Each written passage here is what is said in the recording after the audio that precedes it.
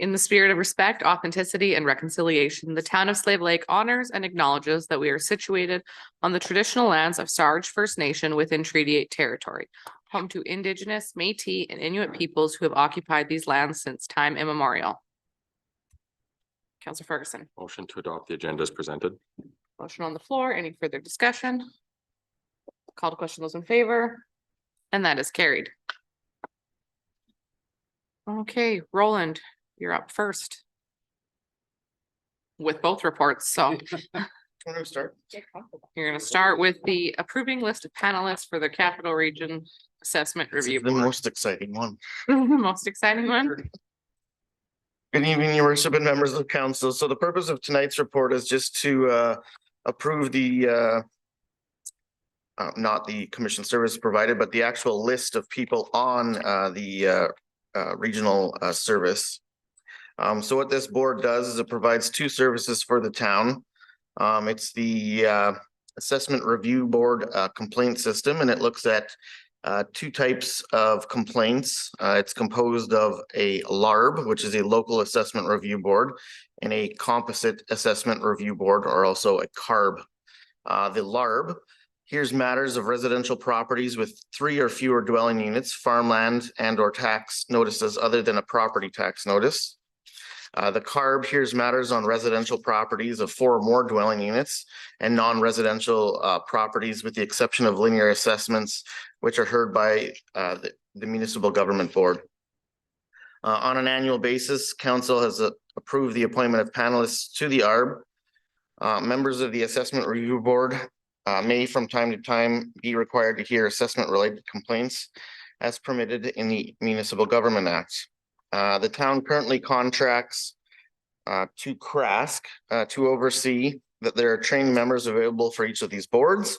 Schedule A includes a list of individuals who have successfully completed the provincially legislated training courses and are qualified to sit on the assessment review boards. Each is available to CRASC participating municipalities to form boards for any LARB or CARB hearings. This service is required to be in place in the municipality. The town could oversee its own board, or we use the services provided by CRASC. In the past 3 years, 6 matters have been sent to the board. However, in each of the cases, they were all withdrawn before the board conducted a review. And with that, the list is attached on the back here. Who's the chairman, the clerk, and all of the certified panelists. So we're just looking for council to make a motion to adopt those panelists. Councillor Adams. Do you need 3 separate motions or just one? 3 would be good. Okay. I'd like to move that council agrees to approve the Capital Region Assessment Services Commission list of panelists for 2024 as attached. Any further discussion? Call to question, those in favor? And that is carried. Councillor Hughes. I move that council agrees to appoint Raymond Ralph as the chair for the Local Assessment Review Board and the Composite Assessment Review Board. Motion on the floor. Any further discussion? Call to question, those in favor? And that is carried. Councillor Moallem. I'll make a motion that council agrees to appoint Gerald Amorin as the clerk for the Local Assessment Review Board and the Composite Assessment Review Board. Motion on the floor. Any further discussion? Call to question, those in favor? And that is carried. Thank you. Right.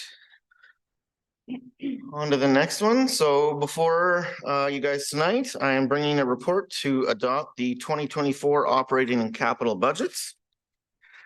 For background purposes, I've just laid out the sections in the MGA that just what is supposed to be required in an operating and capital budget. I won't go through those. That's mainly for information purposes. We'll move on to the discussion portion of the report. The appropriations identified in the attached operating and capital budget for 2024 are reflective of the operating and capital spending levels and assumptions inherent in these documents.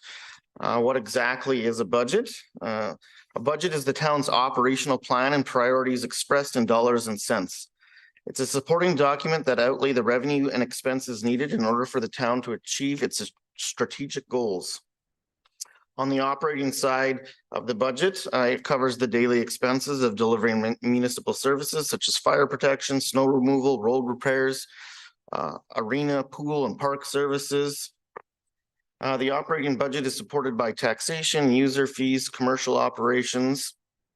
And within this as well, utilities such as water, sewer, and garbage are supported entirely through their rates on their own. The capital budget covers capital items, items like roads and equipment, buildings. And the capital budget is funded primarily through taxation through reserve transfers, grants from provincial and federal governments and other entities.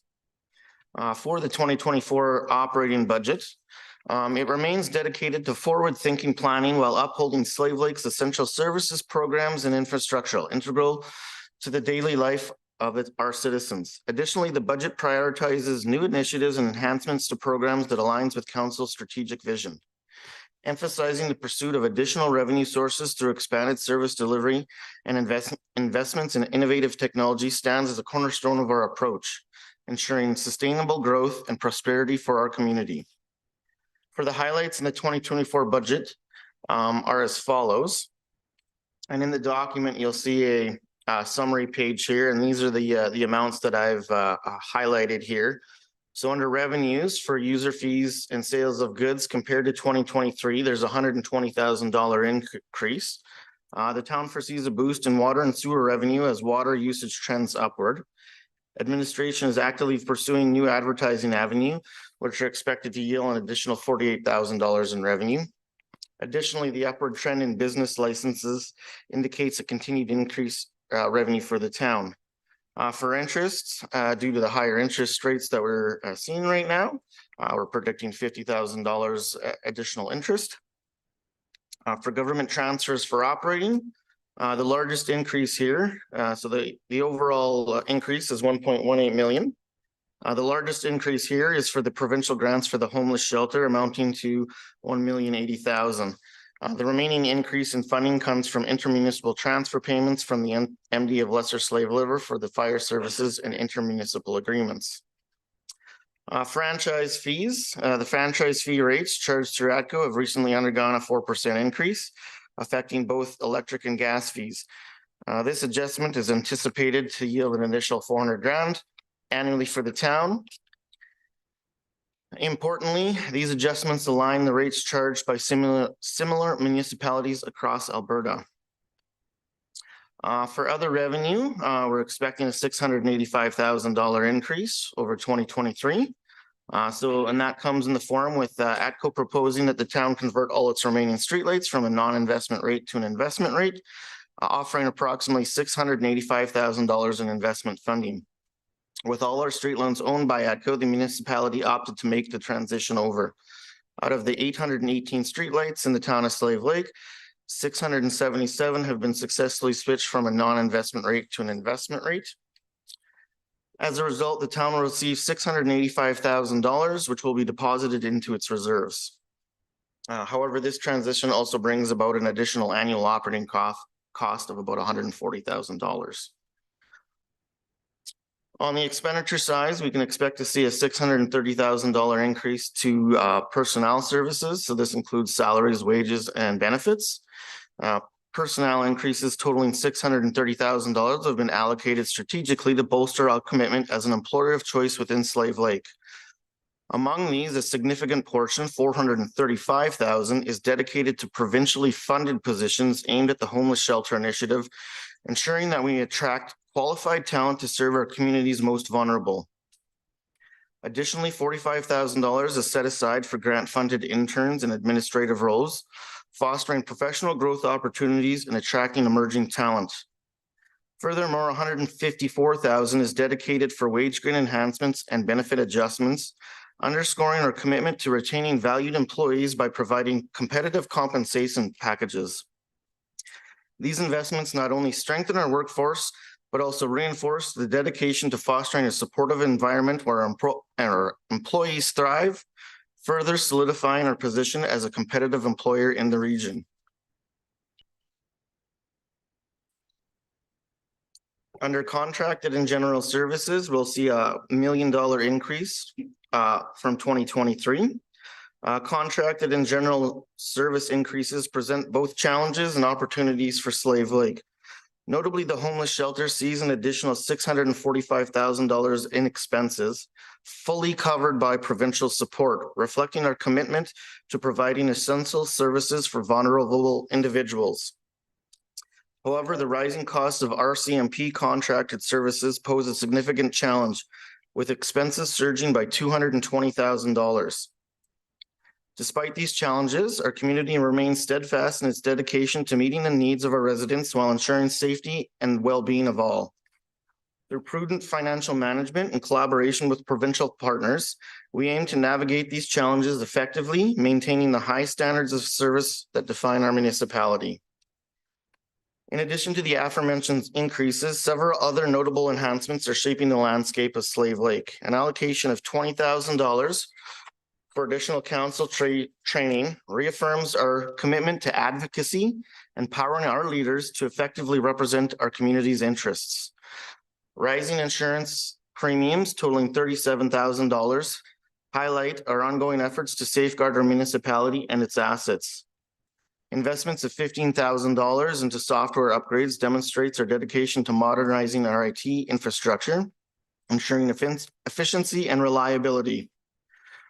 Moreover, an infusion of $100,000 into contracted services aimed at municipal development, including planning documents, park security, and administrative support, underscores our commitment to progress and community enhancement. These investments collectively propel Slave Lake forward, ensuring sustainability, resilience, and continued growth. From material supplies and utilities, we see an increase of $516,000.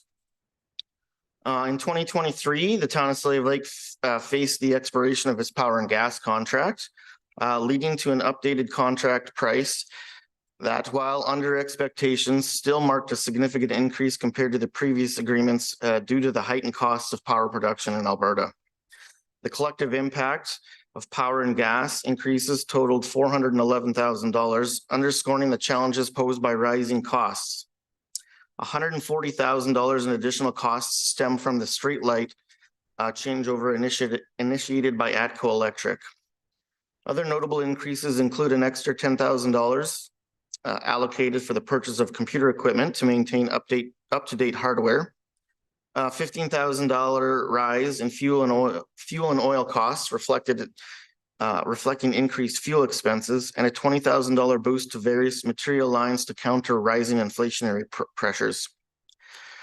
Furthermore, significant increases in water and wastewater operations driven by a $60,000 uptick in chemical costs highlight our commitment to ensuring the delivery of safe and reliable services amidst evolving resource management challenges.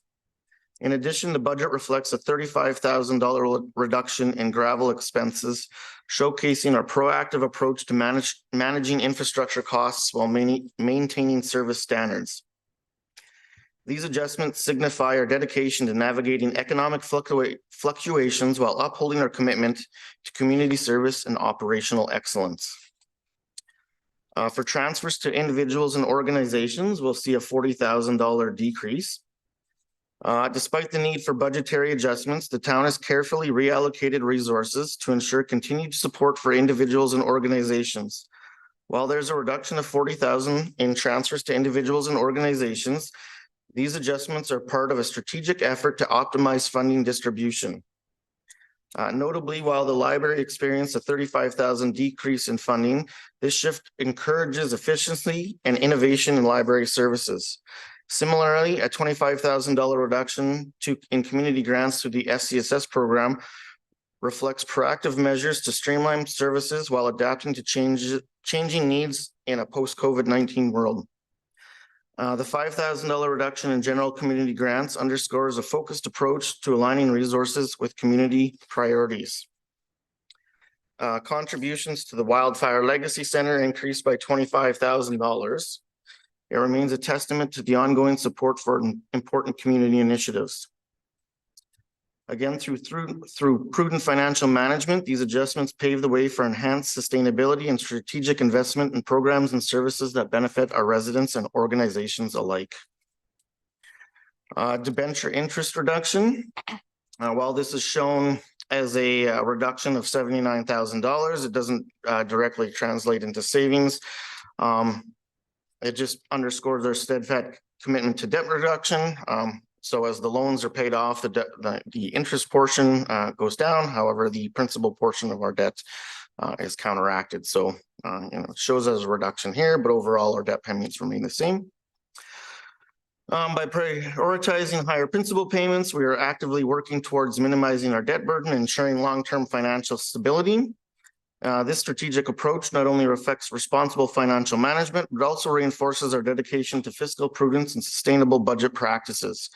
As we continue to make progress in paying down our debt, we strengthen our financial foundation, positioning our community for future growth and prosperity.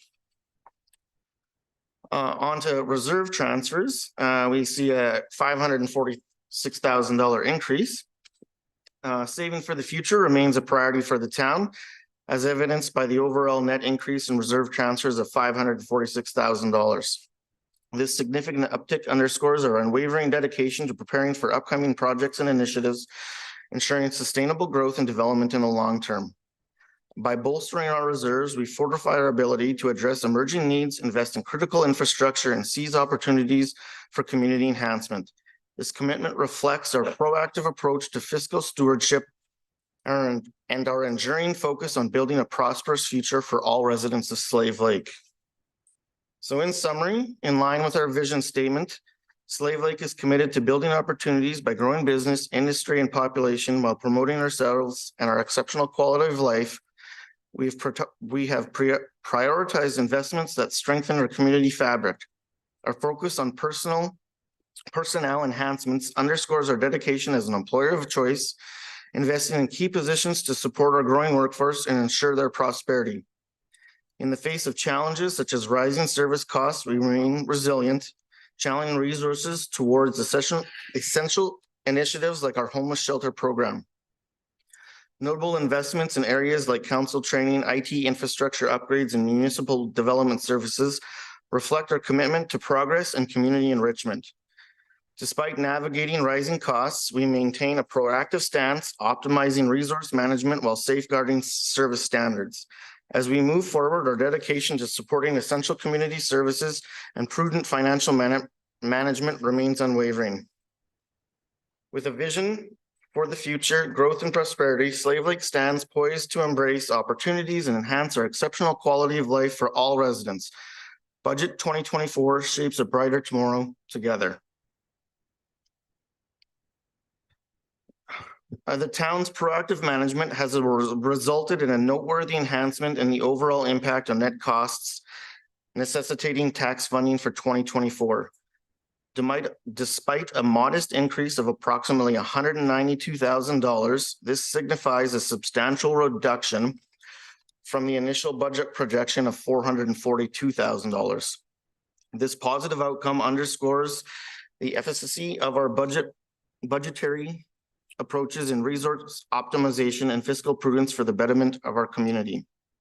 While the $192,000 increase in overall taxes required for 2024 may seem significant, it equates to an average family household paying just an additional $53 a year, demonstrating our commitment to maintaining affordability while delivering essential services and investments for our residents. And below there, I just have a graph of 3 classes of properties within the town. The first line there just shows the actual 23 impact for each classes. The second line there shows the old approved budget in the 2023-2024 budget that was approved last year by council. And on the amended line and bolded is representative of what council is passing tonight.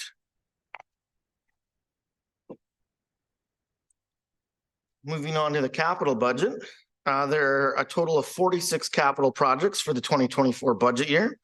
There are 37 newly identified projects, 7 projects carried forward from previous year, and 2 annual ongoing projects. Funding of new projects will amount to $6.8 million. Carry forward projects and annual projects will require 2.7 million in funding. Total funding required in 2024 equals 9.6 million. And the funding service sources includes reserves for 7.1 million, external sources for 400,000, and grant funding of $2 million. I haven't listed all of the projects, but highlighted some of the major projects that we will be undertaking in 2024. The first one we have is for $1.5 million, street reconstruction of Fifth Street Northeast between Third Avenue and Fourth Avenue. So we can experience smoother and safer journeys with the proposed road construction, enhancing citizen travel comfort, ensuring an efficient transportation infrastructure. Town administration completed a road assessment task in 2023. The assessment identified existing infrastructure requiring repairs or replacement to continue maintaining the streets strategically based on risk evaluation. The project will also focus on completing spot repairs on a sewer line, sewer manhole, and a water line. We also have a $1.4 million ladder truck, elevating our firefighting capabilities and enhancing community safety with a new ladder truck, equipped to reach any height in our community and tackle emergencies effectively. This project aims at replacing fire services current unit, which is nearing the end of its life cycle. This project is a multi-year project. Plans are to order the unit in 2024 with an expected delivery date between 2025 and 2026.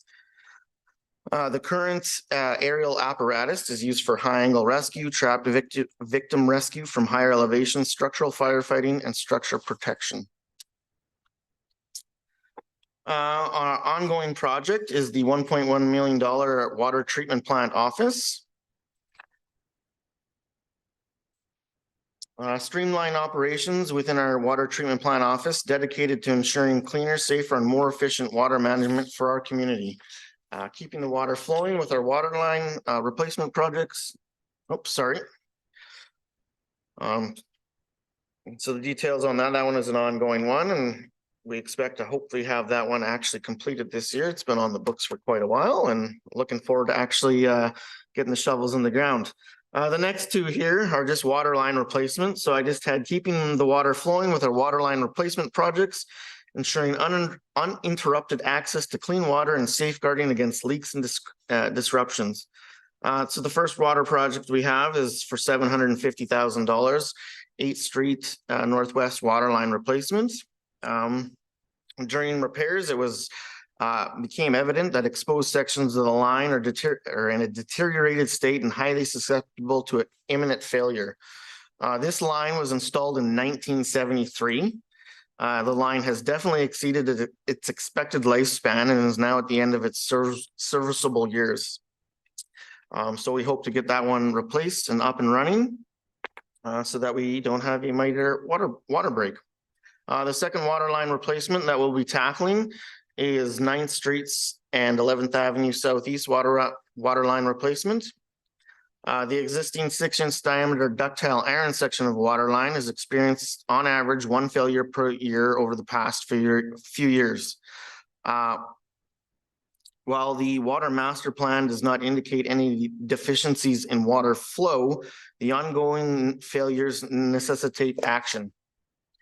Consequently, the existing line will be replaced with an 8-inch diameter line in accordance with current town standards. The replacement project will cover an approximate length of 95 meters, ensuring improved reliability, reduced risk of future failures in the water line infrastructure. We have downtown revitalization phase 3 for $650,000. So residents can expect to experience the vibrant heartbeat of our community with the continuation of our downtown revitalization project, where historic charm meets modern amenities, creating a thriving hub for commerce, culture, and community engagement. This project is centered on further revitalizing the downtown core of the town. Its scope entails removing paving stones along Royal Bank and Rexall, stretching from 3rd Avenue, 2nd Ave along Main Street, and replacing them with concrete. Next one is a big piece of equipment, $530,000 sand truck. This heavy duty truck is mounted with a sanding unit and blade in the winter months. This unit is used for day-to-day operations of sanding and plowing roads and streets.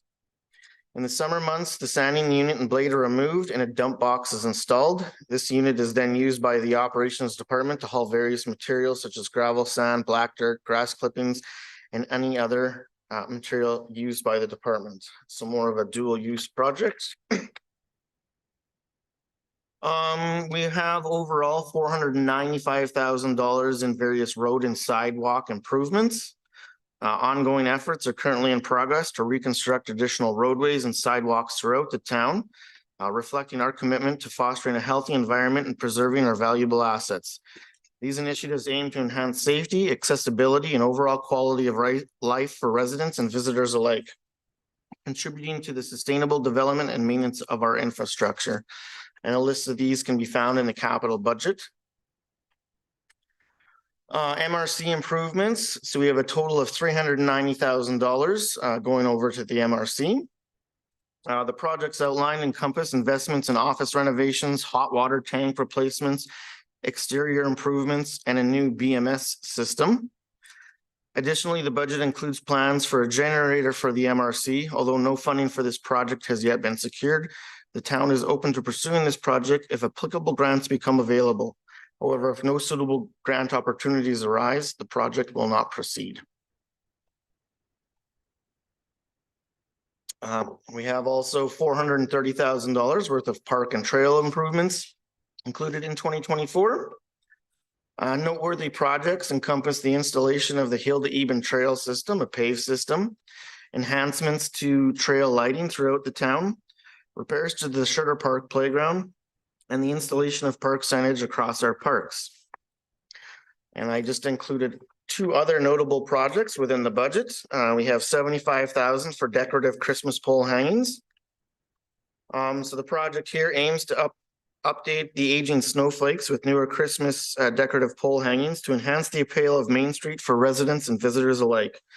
This modernization initiative aims to elevate the aesthetic charm of the street during the festive season, creating a welcoming and visually appealing atmosphere that contributes to a memorable community experience. And last but not least, my favorite project of the whole budget is the $15,000 wiggle track. So one of the most beloved features of our pool is the wiggle track, a dynamic and versatile element that has been a cornerstone of private and specialty public swims for over 7 years. Unfortunately, due to the wear and tear issues, the current asset is no longer able to be safely rented out.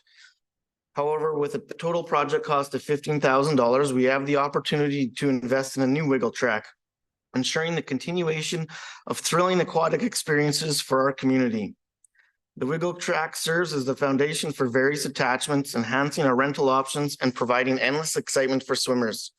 From bridges to slopes and cliffs, each attachment offers unique challenges and adventures for all to enjoy.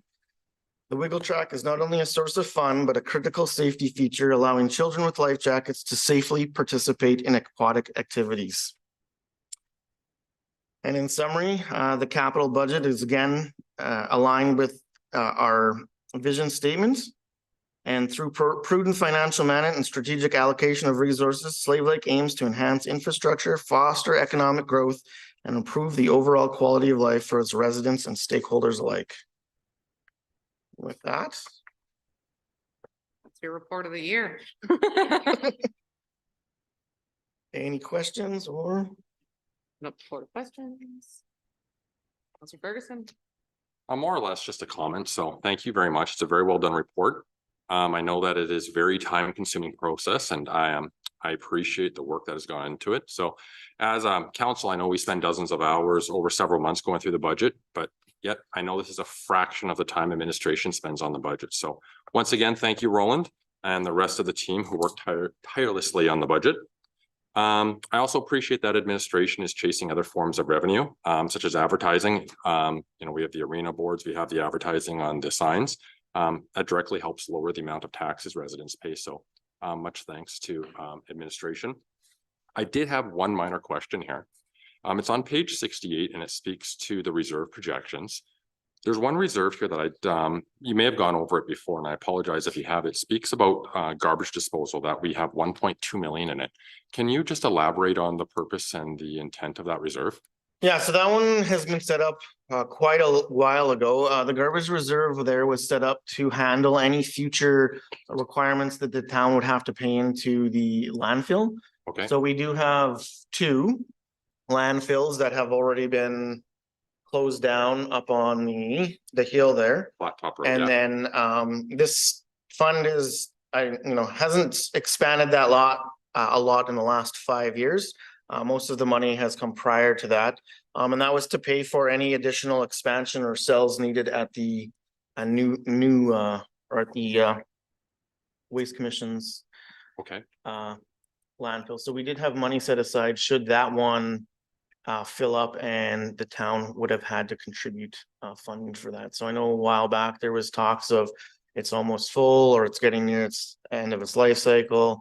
There was projections done not by me, but by the previous director of saying, hey, this is how much we're gonna have. So we've just maintained that fund based Those are still ongoing, the project. based on the best Okay. projections that we get when we get them, to say, hey, this won't be an unexpected expense for the town. We do have money set aside should the commission need to. good to hear. Thank you. Counselor Adams. Just one quick comment. It's much along the same lines as Councilor Ferguson with the reserve transfer that we're putting in here. We're saying 546,000.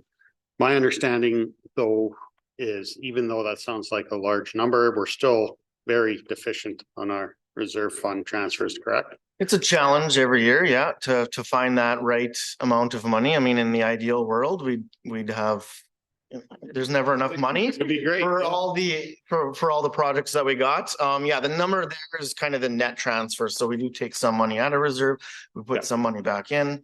Ideally, yeah, going forward, we do have, our, future plans or whatever, and we try and revolve the funding around what we have in reserves, what can we get from the province, what kind of grant funding is up. So, I mean, the town is.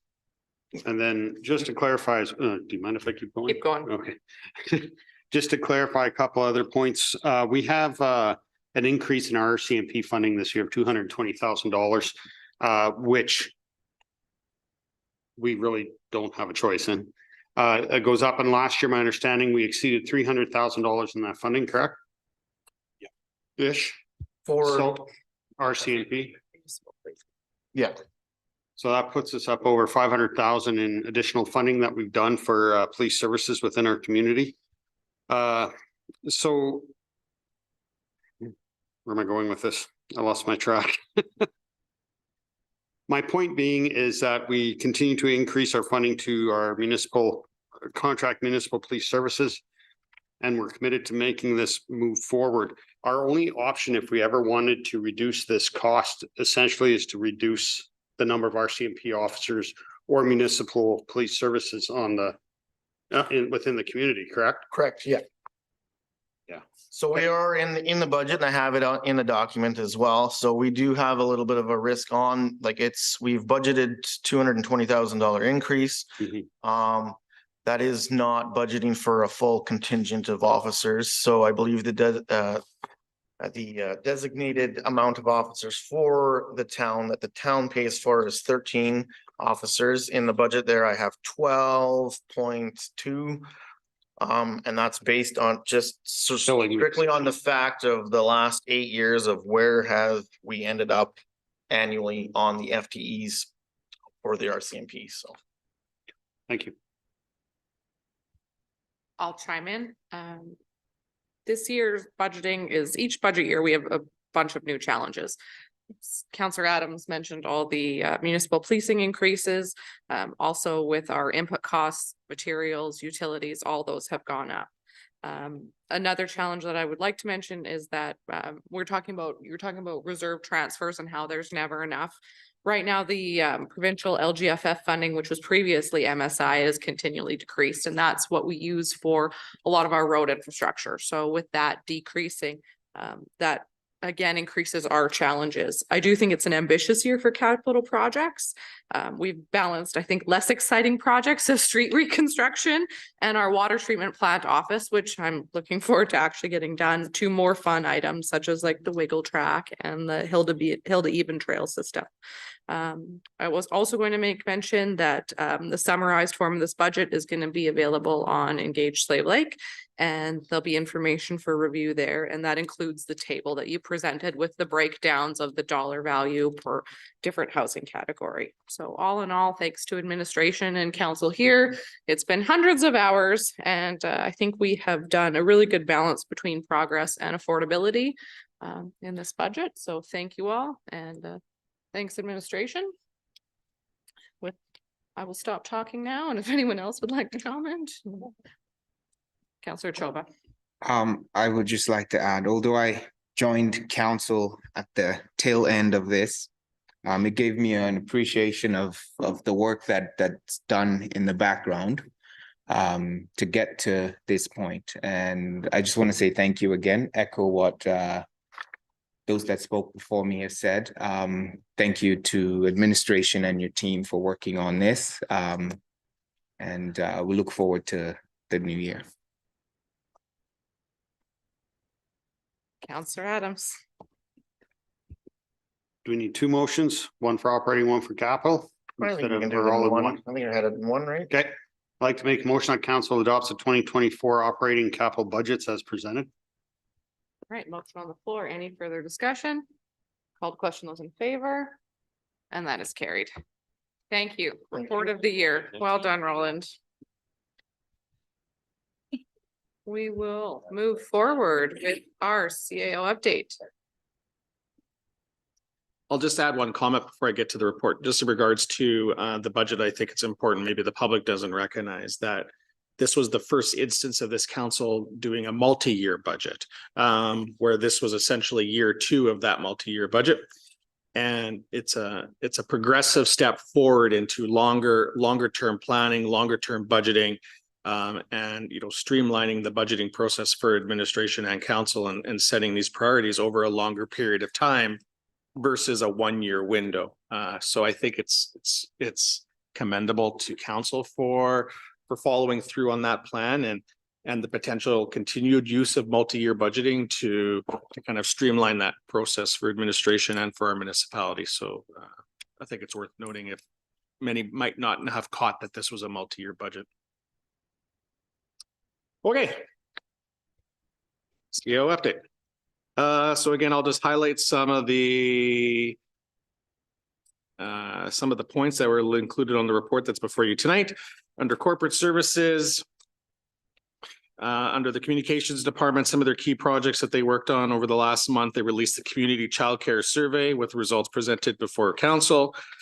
They are initiating engagement for the permanent homeless shelter, which the formal consultation is slated to take place near the end of February, with more details to come. They're currently undergoing a website design. So our main website, slavelake.ca, is in the process of being redesigned, and so communications is heavily engaged in that activity. Discussions on the municipal development plan and land use bylaw engagement, and ongoing consultations for the short-term rental regulations. So overall, 3 very large engagement projects that are underway and will continue to be rolled out over the next month or 2. Under the economic development program, we have received notification from the town of High Prairie that they have joined and are signing on to our rural renewal program, with us also extending letters of offer to other neighboring municipalities and awaiting for a response. Economic Development Department still continues to take the lead on the industrial land market analysis report. It was initially slated to come back for January, but it was sent back to the consultants for some additional information and consideration. So that is anticipated to come back to council in the next month or so. Economic Development continues to work on the business visitation program. So there was some feedback received in regards to that program, and revisions to the town of Slave Lake map are needed and are in the process of being completed. And the town is registered as an official employer under the Community Workforce Development Program. And we're seeking some further information as it regards to how our role will fit in with that program. Under recruitment or HR department, we recently filled the MRC operator and facility operator roles. We continue screening for a number of positions, including the RCMP detachment clerk position, director of community services. We've also advertised with a closing date, I believe, of February 20th, a municipal intern posting, which is a partnership with the town and municipal Department of Municipal Affairs. And we plan on having a presence at the upcoming job fair at the Northern Lakes College next month. Under our IT department, they are heavily engaged in our ERP project or multi-year project rollout. They are in the process of into the Mitel desktop phone replacement projects underway with completed training and phased deployment. They are working on DocuShare, which is an application training or application for document management training for our planning department, exploring optimization for an enterprise-wide records management solution. And again, as mentioned prior, they also have a role in the website redesign project. Under the homeless shelter, again, this is still under corporate services. Our shelter operations since being open November 7th have been continuously operating for 3 months with successful outcomes. We've achieved 0 on-site overdoses in those 3 months, which is a significant measure of success, especially from the province and our provincial partners. They've recently added a shower and will be upgrading the hot water tank capacity just to facilitate that additional service that we now are offering our vulnerable population. So far today, we've registered 88 identified homeless individuals, so unique individuals, an increase of 15 since December. We've enrolled roughly 33 females and 52 males. So that's the composition of who's attending our program. Conducting daily intake, averaging about 14 clients a day. We recorded 575 night and 434 day sleep intakes in January. We've served 475 breakfasts, which is up by 182, 430 lunches, which is up by 152, and 492 suppers, which is up by 99 in January. In terms of programming, we're offering programming through our program as well. So we're operating shuttle bus service for residents to attend various appointments within town, focusing on recovery and housing transition programs, and maintaining referral connections to various provincial resources. Our finance department, other than the budget document you had before you this evening, is working on year-end and final GST return for 2023. Auditors are expected to be on site in March for the final audit of 2024. Finalize the assessment audit performed by the provincial assessment auditor, and will continue to work with the insurance adjuster overseeing the MRC water claim that the town has submitted. Our operations utilities department is conducting semi-annual water testing, annual blower maintenance, and water plant project preparation. Under our projects department, they continue to start working with other departments to start planning for the upcoming capital projects that you recently approved this evening. The electric vehicle charger at MRC continues to see usage more than the estimated usage of 300 kilowatts per month. And renovation work in MRC due to the water leak damage during the extreme cold spell in January is progressing. Currently, drywallers and painters are on site. The costs are expected to be fully covered by insurance. Planning department, third space planning is now working on the regulations for the short-term rentals project based on the goal setting session. The consultant with Green Space Alliance were in town last week for initial meetings with the technical advisory committee, the public advisory committee, and the planning department staff. So extensive work is being done with respect to the various land use districts and listed uses within each district. Our fire department had a total calls to date of 68 as of February 8th. Total calls for February in comparison to last year was 58, and the year prior was 66. So we're still trending high compared to previous years. Under our community services department, our Quadex program, they're still under their buy one, get one membership pass sales underway. They hosted a well-attended disco night at the pool for the first time during this reporting period. Under facilities and parks, they're preparing for maintenance to be done in February at the Legacy, which includes refinishing the stage. Our FCSS department is currently rolling out its volunteer income tax program. SWIZA, which is swimming and pizza, will be held on February 28th. Registration is already full at 100 people. Our Frost Fest is taking place from February tenth to nineteenth, so be sure to check out all the great events taking place.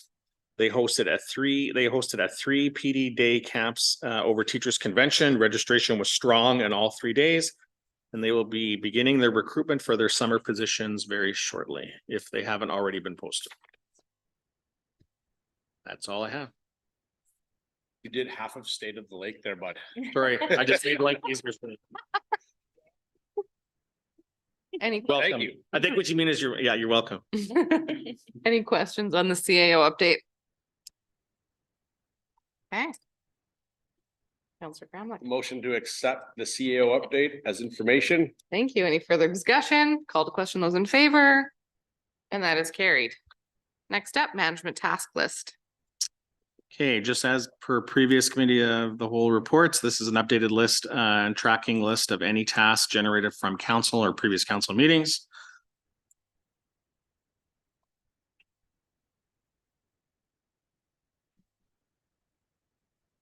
I believe we're potentially removing one of those projects from, We're moving to 81, correct? so administration's working its way through this process. Counselor Just Gramlich. have a comment. I think Council Ferguson could attest to this. This used to be 3-4 pages long, and so it's really nice to see administration crossing things off the list, and this is surprisingly small. So thank you for all your hard work. This is truly appreciative that we're actually crossing items off the list and not just kicking them down the road. So thank you, administration. And at the same time, I'll make a motion to accept this as information. Any further discussion? Call to question those in favor, and that is carried. Moving along, anything for question period? Going once, going twice. Oh, Counselor Adams is gonna raise a hand there for a second. Nope. Kate, let's move on to our committee meeting minutes then. I'm gonna keep rolling. First up is the Lesser Slave Lake Regional Housing Authority meeting. That is me. So a couple updates. There is a wait list increase from 51 to 55. The majority on the wait list are waiting for social housing and Heritage Village units of 49, and 6 are waiting for the senior self-contained and Vanderwell Place spots. There's 17 vacant units, of which 13 are under repair. 4 vacant units are expected to have residents move in at this time of the report by the end of January. So we'll see it at the update after this meeting. The other 13 units under repair are expected to be completed by March 31st of this year. Also approved, it was just under $40,000 to be written off. There was $35,000 in damages, of which $9,000 in security deposits were applied against, and then also $14,000 in rent arrears for 2023. So that will be written off. Then moving forward, we also had a very long and in-depth strategic planning session. So they were looking at the increase or what the demand is going to be for both social housing and seniors housing moving forward. There's an expected demand increase for lodge style housing, which represents the largest predictable long-term housing requirement. Most housing authorities are expected to house 19% of the community over the age of 80. So currently that's our 40 units. The lodge move-in approximate age is when a resident is of the age of 80. That's the metric they're using right now. In 5 years, the expected need is to be 60 units. Currently, we have 40, 10 years, 100 units, and 20 years, 200 units. So there's going to be some consideration regarding the housing portfolio mix, and any future new builds are going to need to consider what the housing mix is needed as a balance between social and seniors housing. And right now, the Housing Authority is going on a data gathering phase regarding the social housing demographics of our community, and there will be more strategic planning sessions to follow. Councillor Adams. I'll ask a question now. I will do my Just best. for my understanding and for the public, we're talking, what is the difference or where's the line? I'm not sure if you can answer this for me, between social housing and what they call attainable housing. From my vague understanding is attainable housing is essentially equivalent to closer to market But it's also unassisted. but is also unassisted. So attainable housing reflects unassisted housing. Social housing, there is a level of assistance based on a variety of factors. There's a point scoring system. And then that and your income level, as well as the number of dependents you have, provide where you are on the social housing scale and the amount of rent supplement that is available to you. Excellent. Thank you. All right, moving along, health. So we have we'll be working with the Sarge now on our committee, so we will ensure we get agendas and minutes sent out to our partners. We had a verbal report from Holly Hanfield from the Rural Health Professions Action Plan. She discussed the Rhapsody Awards, along with some new opportunities and events geared towards high school and post-secondary students. Johannes had a verbal report on the FCSS and an emergency. We are currently without a facility and a rehab manager here in town. We welcomed our second international nurse to Slave Lake last month. She is here with her husband and child and are looking for a long-term home. If you know of something, please let me know. We heard that the biggest factors to attracting and retaining staff are money, housing, and daycare from Johannes. The operating room has been closed since April of 2023. Management doesn't feel comfortable reopening without having more registered RNs. To open the OR would create challenges in other areas. We are currently comfortable with 10 doctors and 3 RNs in Slave Lake. Johan said it's always a balancing act. Once you are comfortable with one of the two, then you have issues with the nurses or the doctors with the level of each that you have. We also lost a sterilization person that has also caused issues at the local site. Without someone responsible for sterilization, equipment has to go to Lac La Biche or McLennan. This has created challenges with sending and receiving equipment as needed. The clinic is good. You can usually schedule to meet a physician within 20 days. And there will be an AHS engagement session Thursday, February 15th from 10 a.m. to noon at the Slave Lake Inn and Conference Center. If you have any questions or concerns, I would advise you to attend. I was told that AHS will have a panel there of 5 or more people. Sorry. No. Sorry. I just wanted, just so there's no confusion for the newspaper or people listening, not RNs, nurse practitioners, I think you meant, just so that everyone's not panicking. Nurse practitioners. And also regarding the engagement session on the things I saw, it said 9 to 11. It could be 5 to 15, I think is what I heard. She meant the time. Oh, okay. Sorry. Yeah, regarding the engagement session this coming Thursday, right, on the 15th? Yes. I think I had seen 9 to 11. 9 to 11? Yeah, I just wanted to Okay. correct that just in case, unless I'm in That's the what wrong, I Scott- apologize, but That's what Okay. Scott Sinclair shared. Okay. We'll go with that, 9 to 11 at the Slave Lake Inn. Yes. Counselor Adams.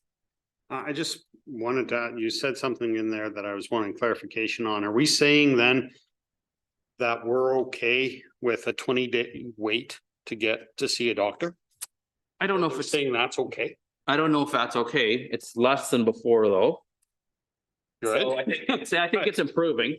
This is where I'm shocked on the system that we have, is that we're okay with the 20-day wait. We're okay with 10 doctors.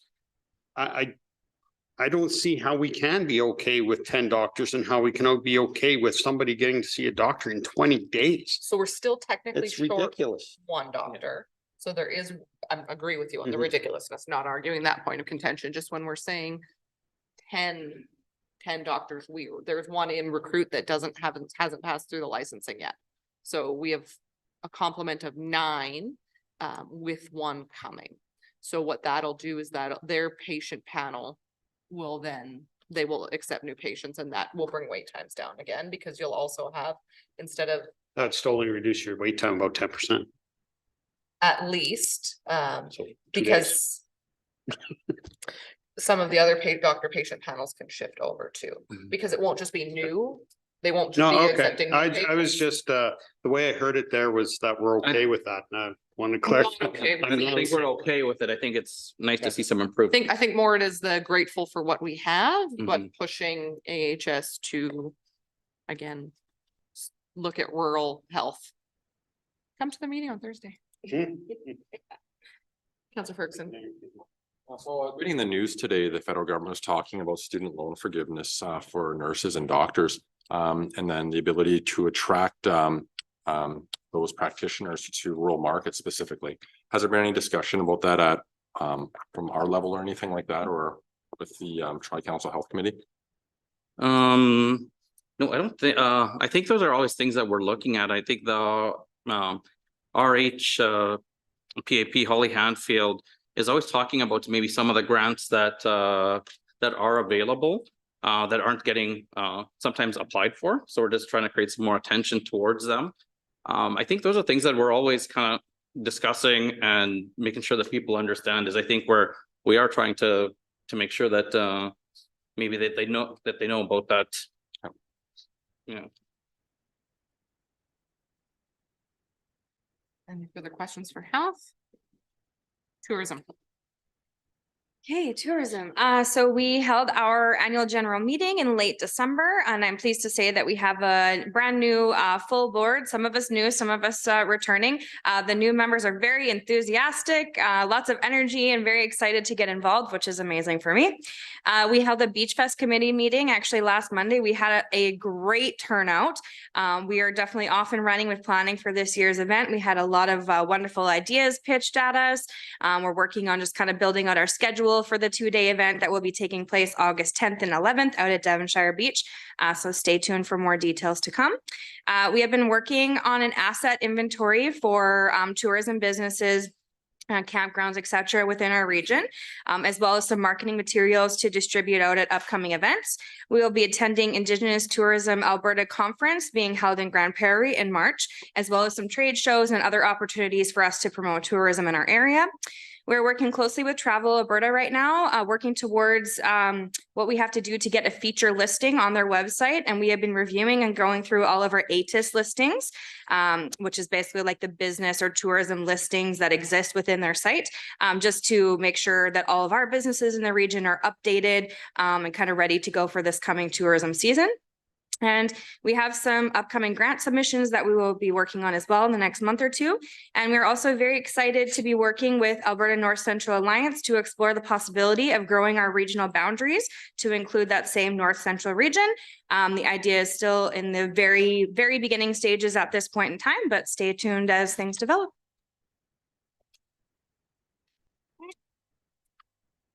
Naming Advisory Board. We reviewed the Town of Slave Lake policy and bylaws and will bring them forward to council for acceptance down the road. We also took a look at the naming reserve list. We discussed that anyone looking to add a name to the list would present to the naming committee instead of council. The naming committee would consider the application or presentation, and we could make a recommendation to council as needed. Through reviewing the master names list, we discussed the process of getting names added and removed to the list. We found that many names were added to the list years prior, probably out of consideration, but without a formal presentation or a history. And to proceed with our naming project of the permanent shelter, we would need a request from council to move forward. We hope we can continue conversations during the town's consultation process in the upcoming weeks. CEC. The CEC is hosting the CCEC in May. This is when all the CECs from all the campuses come together. There's also a workshop day coming up. More info to follow on that. The CEC is working on sending a letter to their president, the Minister of Advanced Education, and its board members about a potential daycare. The intent of this daycare is to help support student and staff and potentially bring an all-rounded support to the college staff and student. The CEC will also be sending a letter to council around this, and more info to follow in the near future. That's it. CRC. No update. Slave Lake Watershed. This Lesser Slave Lake Watershed, LSWC, is hosting a family day kids can catch the event in Jussard on February 17th. They're also working with the Athabasca Watershed Council to host a drought resiliency workshop for municipalities in Athabasca on March 7th. The Peace Watershed Alliance is holding a water and fire forum in Grand Prairie on February 28th. This is relevant to Slave Lake as the focus is on the impact of wildfire to watersheds. For registration on both, please visit the LSWC websites. Some general updates. The LSWC is already booking classroom field trips for May and June with schools in the watershed. LSWC are planning for year 8 of our tributary monitoring program with 15 locations around the watershed. 2023 water quality summary report is expected in April and will be shared with the town. LSWC staff will be working with the government of Alberta to collect samples of invasive mussels at marina around LSL and Fawcett Lake. The LSWC has funding available for acreage, lakefront, or agricultural landowners who wish to partner on projects that improve watershed resiliency to flood and droughts. Things like shoreline revegetation, small stream crossing, small-scale erosion control with bioengineering. In 2024, LSWC will be releasing a State of the Swan River Watershed Report. In 2024, LSWC will be engaging with watershed stakeholders and governments as LSWC reviews implementation progress and updates the 2019 Integrated Watershed Management Plan. Nate Boreal has received a research grant and will be starting a project that looks at restoration of industrial sites in swamps. Their study area is north of Slave Lake, and the LSWC will be involved to support community and stakeholder engagement. More info to come. Municipal Planning Commission.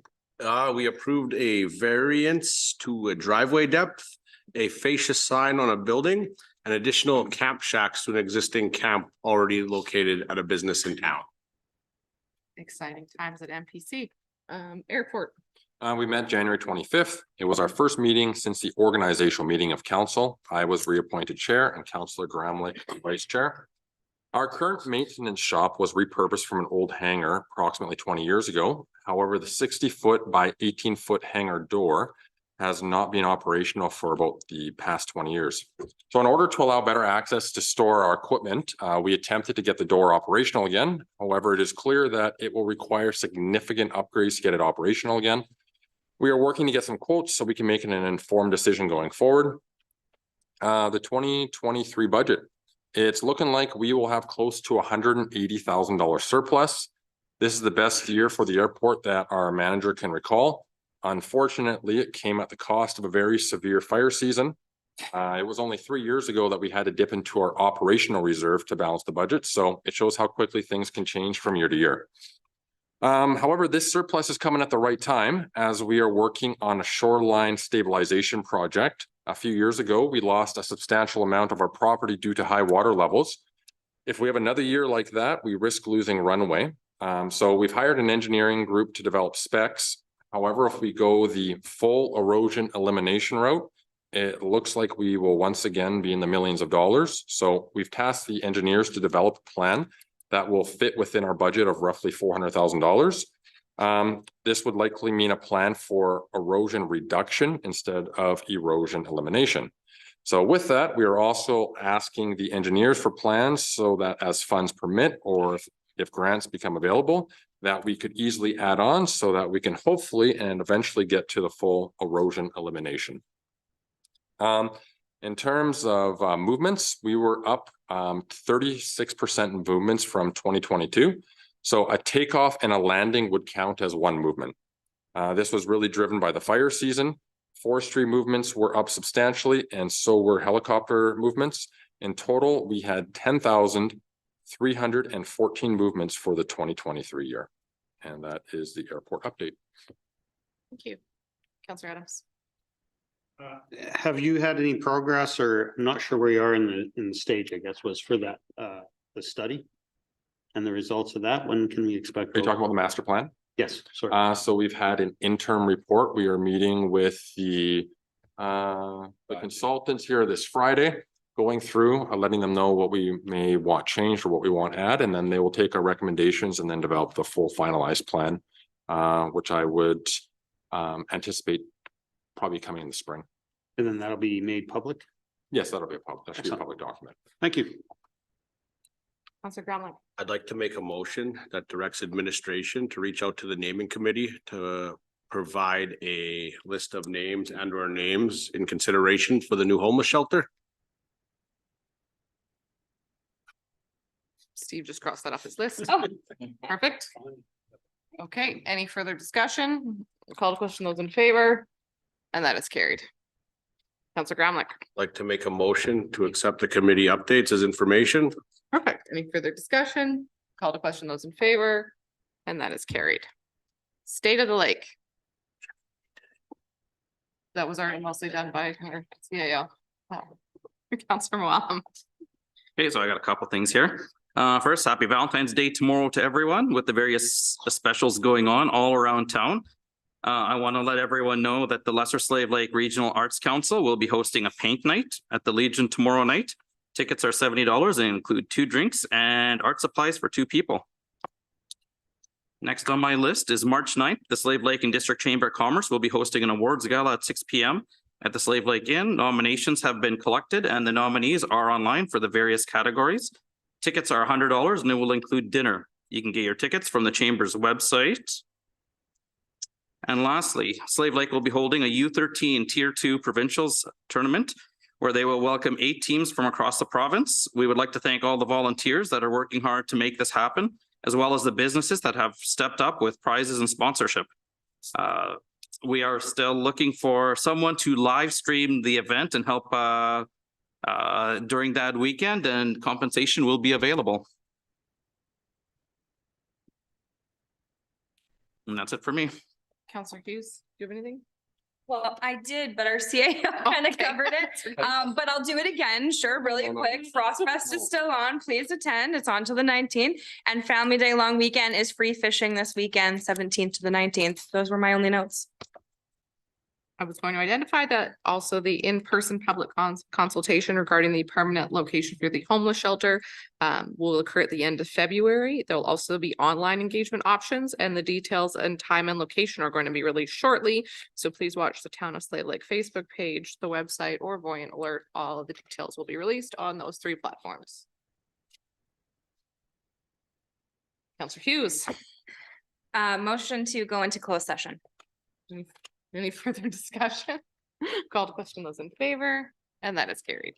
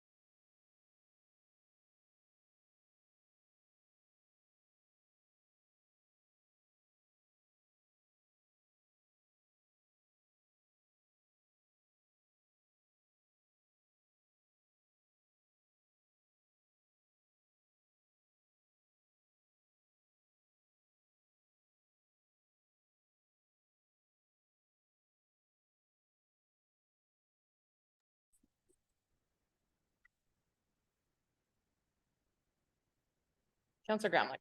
Like to make a motion to adjourn. Any further discussion? Call to question those in favor, and that is carried. Adjourn. Yeah, Matt.